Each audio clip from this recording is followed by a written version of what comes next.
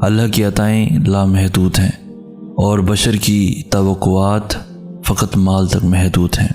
انسان کا تصور فضل پیسہ ہے۔ قبول ہے یہ بات کہ مال بھی اسی کی عطا ہے، لیکن صرف مال ہی اس کی عطا ہے، یہ غلط فہمی ہے۔ دنیاوی تقاضوں کی پیش نظر پیسے بہت اہم ہیں، لیکن اتنے بھی اہم نہیں کہ دعا کا محور ہی مال ہو۔ دعا تو یہ ہونی چاہیے کہ مولا میرے ہاتھوں کا شمار ان ہاتھوں میں کر دے جن سے تو مخلوق میں تقسیم فرماتا ہے۔ انسان روٹی کے لیے محنت کرتا ہے اور محنت کے لیے روٹی کھاتا ہے، یہ ایک سیراب ہے۔ ہم آسودگی کے لیے کماتے ہیں اور کمائی کے لیے آسودگی کے طالب رہتے ہیں۔ وہ لقمہ جو آپ محبت سے توڑتے ہیں، احترام سے زبان پر رکھتے ہی اور شکر سے شکم کی نظر کرتے ہیں، وہ لقمہ بھی دعا ہے۔ وہ پرانا سوٹ جسے آپ آج بھی سنبھال کر دھوتے ہیں اور محبت سے زیب تن کرتے ہیں، وہ سوٹ بھی دعا ہے۔ وہ راستہ جس پر سے آپ عاجز اور انکساری کے ساتھ روز گزرتے ہیں، وہ راستہ بھی دعا ہے۔ دعا وہ ہاتھ بھی ہیں جو کسی گرتے کو اٹھا لیتے ہیں، اور دعا وہ جملہ بھی ہے جو کسی کی مسکراہٹ کا باعث بنتا ہے۔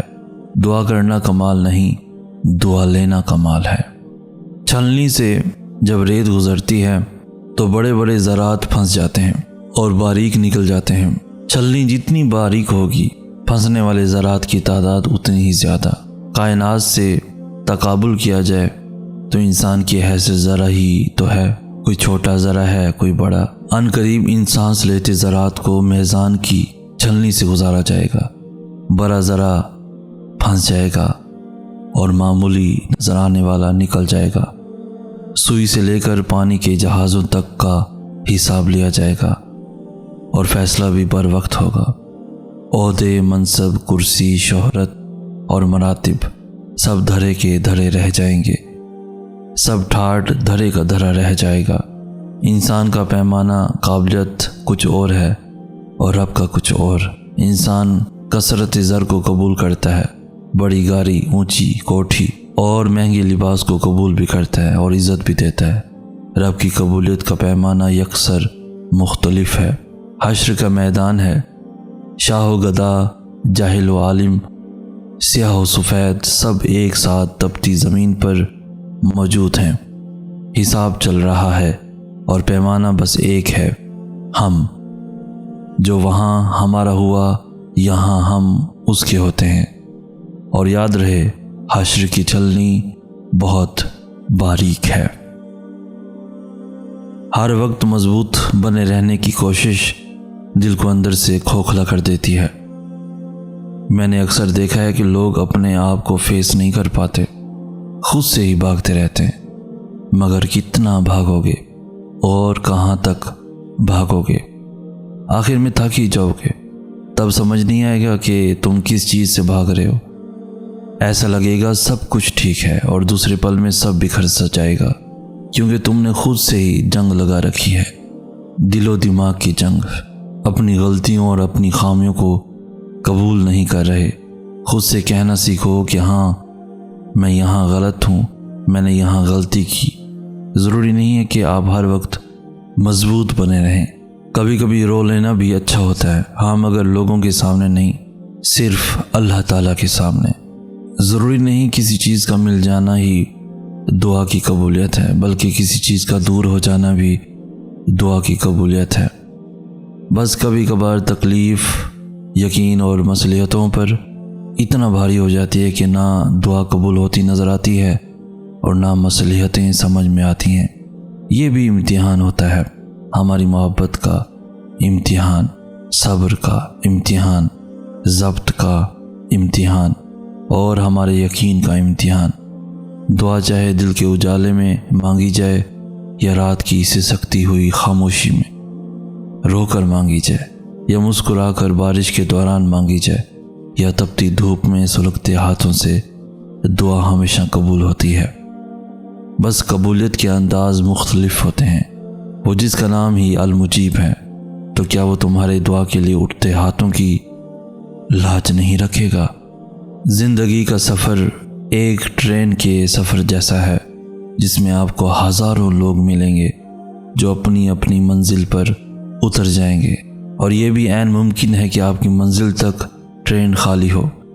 اور اس دنیا میں اللہ کی سب سے بڑی نعمت زندگی ہے، اور کسی ایک غلط فیصلے، غلط انسان، غلط ٹرن کی وجہ سے اپنی ساری زندگی ہی برباد کر لینا اللہ کی سب سے بڑی نعمت کی ناشکری ہے۔ ہر طالب علم نہیں ہوتا، درسگاہ میں بیٹھا ہر شخص پیاس نہیں رکھتا، ہر پیاسا انسان درسگاہ میں نہیں بیٹھا رہتا۔ علم کتابوں سے بھی ملتا ہے اور کتابوں کے بغیر بھی۔ کتاب انسان کی بہترین دوست ہے، اور انسان کا بہترین دوست بھی ایک کتاب ہے۔ سیکھنے والا تو خاک سے بھی سیکھتا ہے، اور نہ سیکھنے والے کو بڑے بڑے استاذہ کی صحبت بھی کم ہے۔ اہل علم ہی اہل دانش ہوتے ہیں۔ علم کی دو اقسام ہیں، علم کسبی اور علم لدنی۔ جو علم سیکھا اور سیکھا جا سکے وہ علم کسبی ہے، اور جو خاص القائے ربی ہو، الہامی کیفیات کا نتیجہ ہو، وہ علم لدنی ہے۔ کتاب پڑھنے والے اور ہوتے ہیں اور چہرہ پڑھنے والے اور ہوتے ہیں۔ کچھ لوگ علم حاصل کرتے ہیں اور کچھ کو عطا کیا جاتا ہے۔ حاصل کیا ہوا علم عقلی دلائل اور ماضی و حال کے گرد گھومتا ہے۔ عطا کیا گیا علم انسان کو اندر سے گہرا اور روحانی بنا دیتا ہے۔ اس کی بات میں حقانیت اور حقیقت اور فکر میں بالیدگی انتہا درجے تک شروع دن سے نمایاں ہوتی ہے۔ عالم کتاب سے دلیل دیتا ہے اور صاحب کشف نظروں سے ہی قائل کر لیتا ہے۔ عالم بولتا ہے تو علم دکھائی دیتا ہے، جبکہ صاحب کشف کی صرف موجودگی ہی ماحول میں سنجیدگی اور روحانیت بکھیر دیتی ہے۔ ضروری نہیں صاحب کشف عمر رسیدہ باریش بابا ہو، وہ کوئی 15 سال کا بچہ بھی ہو سکتا ہے، یا پھر 25-27 سال کا نوجوان بھی۔